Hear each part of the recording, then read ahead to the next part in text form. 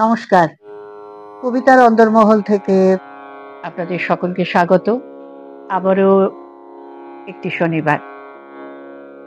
দেখতে দেখতে আষাঢ় মাস কিন্তু চলে এসেছে।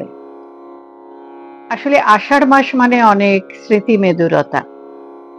ছোটবেলা এই আষাঢ় মাসে ছুটির দিনে দুপুরবেলাগুলো খুব মনে পড়ে।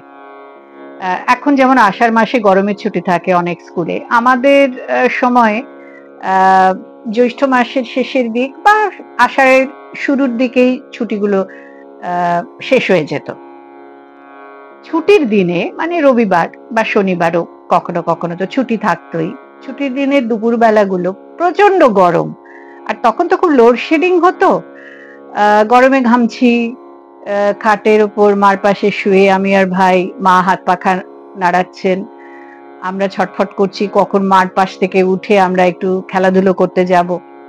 তারপরে মা ঘুমিয়ে পড়লে হাত পাখা নাড়তে নাড়তে আমরা খাট থেকে চুপি চুপি মেঝেতে চলে আসছি। সেখানে কিছুক্ষণ ভাইয়ের সঙ্গে খুনসুটি। হঠাৎ ফ্ল্যাট বাড়ির জানলার ফাঁক দিয়ে দেখছি যে আকাশে কালো করে মেঘ করে আসছে, আর গুড়গুড় গুড়গুড় আওয়াজ, তার মানে বৃষ্টি আসছে। মারও একটু ঝিমুনি এসছিল, কিন্তু মাও তখন চোখ টোক মুছে আড় ভেঙে উঠে পড়েছেন, এবং ফ্ল্যাট বাড়ির জানলা দিয়ে দেখছি আকাশ একেবারে কালো করে এসছে মেঘ, তার মানে ঝড় আসবে এবং সেই সঙ্গে বৃষ্টি।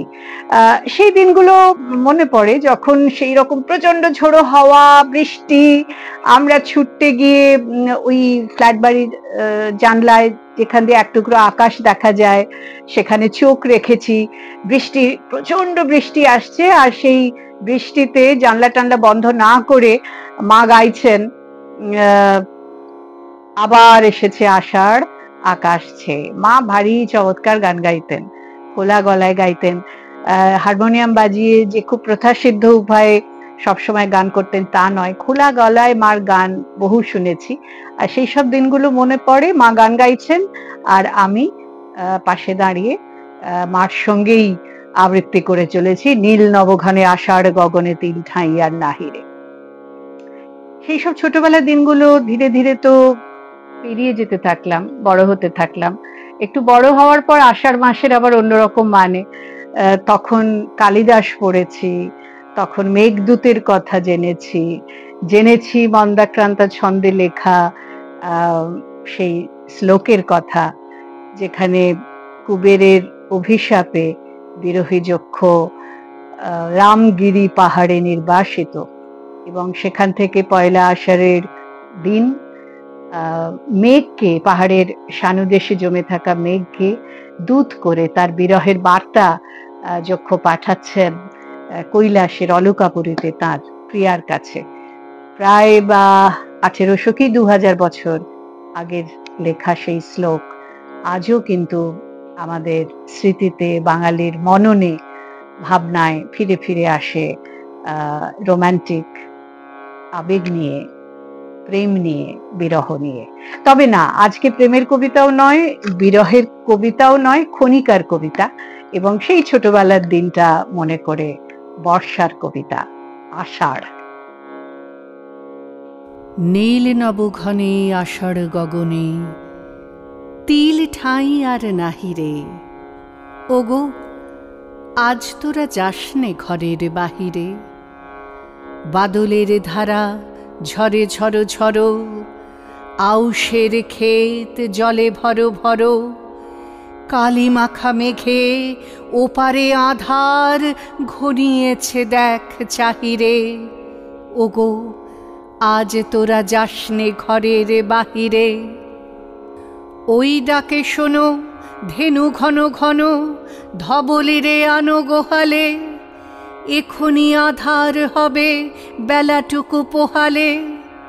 দুয়ারে দাঁড়ায়ে ওগো দেখ দেখি, মাঠে গেছে যারা তারা ফিরেছে কি। রাখাল বালক কি জানি কোথায়, সারাদিন আজি খোয়ালে। এখনি আধার হবে বেলাটুকু পোহালে। শোনো শোনো ওই পারে যাবে বলে, কে ডাকিছে বুঝি মাঝিরে। খেয়া পারাপার বন্ধ হয়েছে আজিরে। পুবে হাওয়া বয় কুলে নেই কেউ, দুকুল বাহিয়া উঠে পড়ে ঢেউ। দর দর বেগে জলে পড়ি জল, ছল ছল উঠে বাজিরে। খেয়া পারাপার বন্ধ হয়েছে আজিরে। ওগো আজ তোরা যাসনে গো, তোরা যাসনে ঘরের বাহিরে। আকাশ আধার, বেলা বেশি আর নাহিরে। ঝড়ো ঝড়ো ধারে ভিজিবে নিচোল, ঘাটে যেতে পথ হয়েছে পিছল। ওই বেনুবন দুলে ঘন ঘন, পথ পাশে দেখ চাহিরে। ওগো আজ তোরা যাসনে গো, তোরা যাসনে ঘরের বাহিরে। হ্যাঁ, এই কবিতার সাথে সাথে ছোটবেলা মনে পড়ে যায়, মার কথা, বাবার কথা, সুন্দর সেই দিনগুলোর কথা মনে পড়ে যায়। আপনাদের অনেকেরই হয়তো শুনতে শুনতে মনে পড়ছে। কবিতার অন্তর্মহল থেকে আজ এই পর্যন্তই। আবার দেখা হবে আগামী শনিবার আমার ইউটিউব চ্যানেলে। আপনাদের অপেক্ষায় থাকবো, আপনারাও থাকুন আমাদের অপেক্ষায়, কবিতার অন্তর্মহলের অপেক্ষায়।